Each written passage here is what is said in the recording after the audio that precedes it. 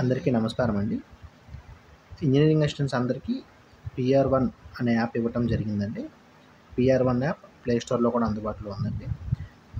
పిఆర్1 యాప్‌లో ఇప్పుడు కొత్తగా ఎస్‌డబ్ల్యూపీసీ మేనేజ్మెంట్ అని కొత్తగా ఒక మాడ్యూల్ యాడ్ చేయడం జరిగిందండి.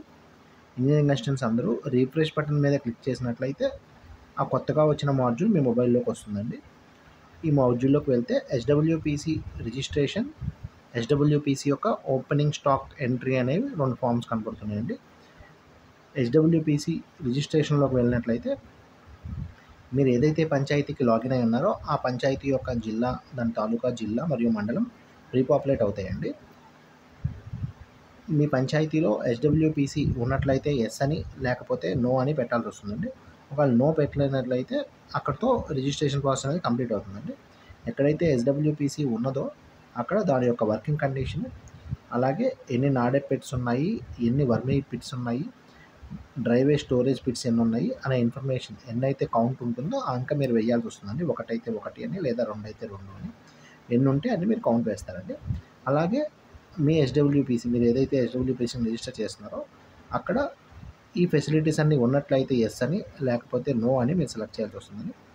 స్టోర్ రూమ్ ఉందా లేదా, డ్రింకింగ్ వాటర్ ఉన్నాయా లేవా, టాయిలెట్ ఫెసిలిటీ ఉందా లేదా, వేయింగ్ మెషిన్స్ ఉన్నాయా లేవా, ఎస్‌డబ్ల్యూపీసీకి బౌండరీ వాల్ ఉందా లేదా, అకామిడేషన్ ఫెసిలిటీ ఉందా లేదా స్టాఫ్‌కి, ఇన్సినేటర్స్ ఉన్నాయా లేవా, ఇలా మిమ్మల్ని డిఫరెంట్ టైప్ ఆఫ్ క్వశ్చన్స్ అడుగుతారండి. ప్రతి క్వశ్చన్కి ఉన్నట్లయితే ఎస్ అని, లేకపోతే నో అని పెట్టాల్సి వస్తుందండి. అలాగే ఎస్‌డబ్ల్యూపీసీలో ఎన్ని ట్రై సైకిల్స్ ఉన్నాయి, ఎన్ని ఆటోస్ ఉన్నాయి, ఎన్ని టిప్పర్స్ ఉన్నాయి, ఎన్ని ట్రాక్టర్స్ ఉన్నాయి అనే అంకె మీరు వేయాల్సి వస్తుందండి. కౌంట్ వేయాలండి. 3 ట్రై సైకిల్స్ ఉన్నట్టయితే 3 అని, 10 ట్రై సైకిల్స్ ఉంటే 10 అని మీరు కౌంట్ వేయాల్సి వస్తుందండి. అలాగే క్లాప్ మిత్రాస్ వర్క్ చేస్తుంటే అవి ఎంతమంది వర్క్ చేస్తున్నారు, వాళ్ళ గ్రీన్ కార్డ్ క్లాప్ మిత్రాకి ఉందా లేదా షెడ్ దగ్గర అని అడుగుతున్నారండి.